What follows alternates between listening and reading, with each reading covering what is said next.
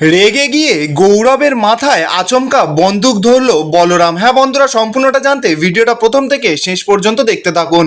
ধারাবাহিকের শুরুতে দেখা যাচ্ছে তটিনী পরশুরামকে বলছে যে তোমার কি কোনো হেল্প লাগবে, হেল্প লাগলে কিন্তু বলো আমাকে। পরশুরাম তখন তটিনীকে বলছে যে না না, আমার কোনো হেল্প লাগবে না।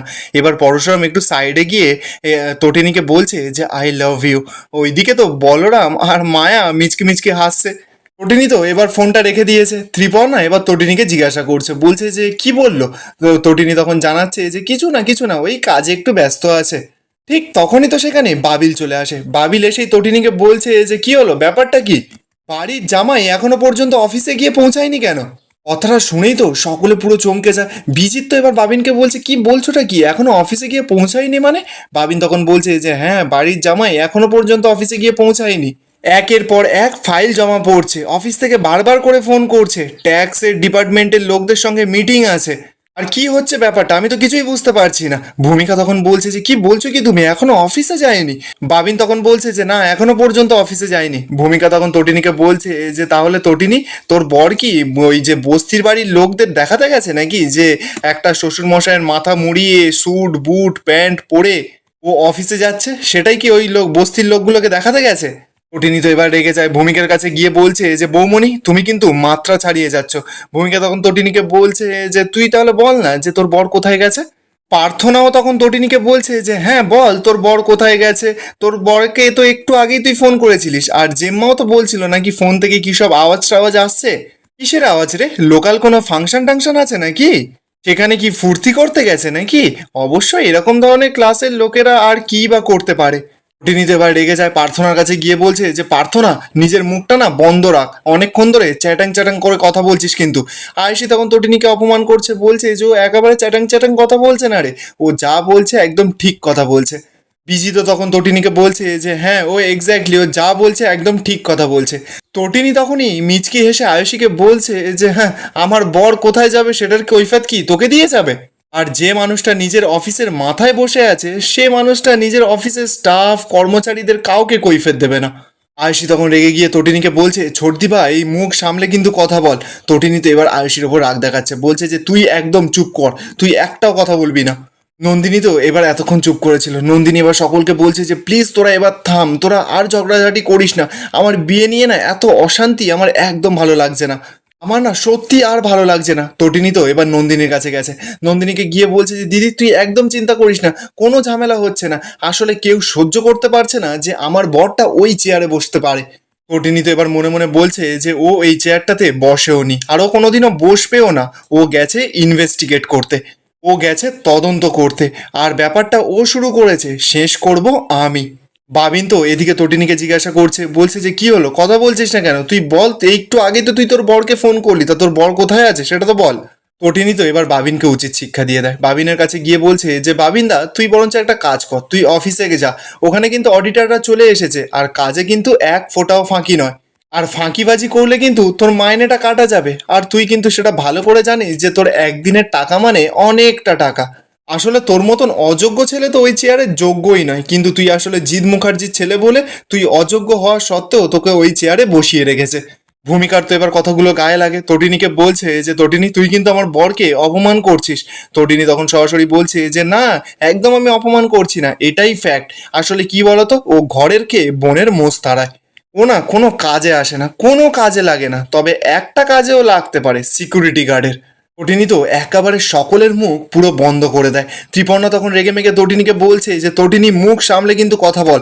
তটিনী তো এবার ত্রিপর্ণাকেও পুরো ঝেড়ে দেয়, বলছে যে কাকি প্লিজ একদম না মুখটা খুলিও না, তোমার সঙ্গে একদম আমার কথা বলার কোনো এই রুচিও নেই। অনেকক্ষণ ধরে আমি তোমাদের কথাগুলো সহ্য করেছি, এবার আমার কথা তোমাদের সহ্য করতে হবে। তটিনী তো এবার নন্দিনীর কাছে গেছে। নন্দিনীকে গিয়ে বলছে যে দিদি তোর এসব ঝামেলার মধ্যে থাকতে হবে না, তুই ওপরে চ। এই বলেই তো তটিনী নন্দিনীকে নিয়ে ওখান থেকে চলে যায়।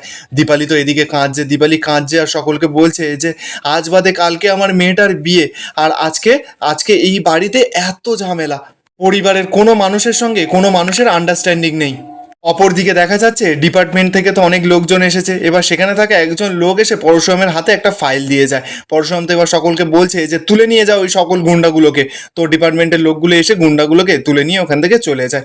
বলরাম আর মায়া তো এবার পরশুরামের কাছে গেছে, পরশুরামকে বলছে যে এই ফাইলটা কিসের ফাইল। পরশুরাম তখন জানাচ্ছে যে এই ফাইলটা অফিসের ফাইল, রুম থেকে উদ্ধার করা হয়েছে, এটা একটা কনফিডেন্সিয়াল ফাইল।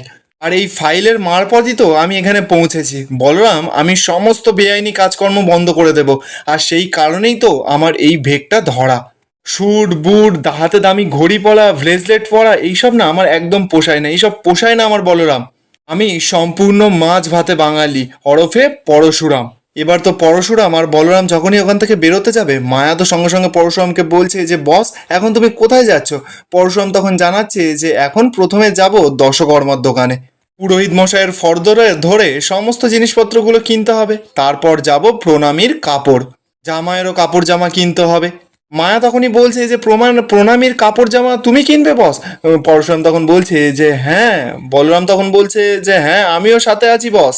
ঠিক তখনই দেখা যাচ্ছে যে বাবিন পরশুরামের ফোনে ফোন করে, পরশুরামকে ফোন করে বলছে যে তুমি এখন অফিসে নেই। তো পরশুরাম তখন বলছে যে তো, বাবিন তখন বলছে যে না মানে আমি এমনি জিজ্ঞাসা করছিলাম তুমি কোথায় আছো।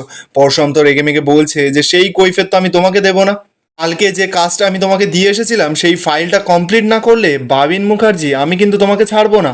উপযুক্ত কাজ না দেখাতে পারলে আমি কিন্তু কারোর মাইনে দেবো না।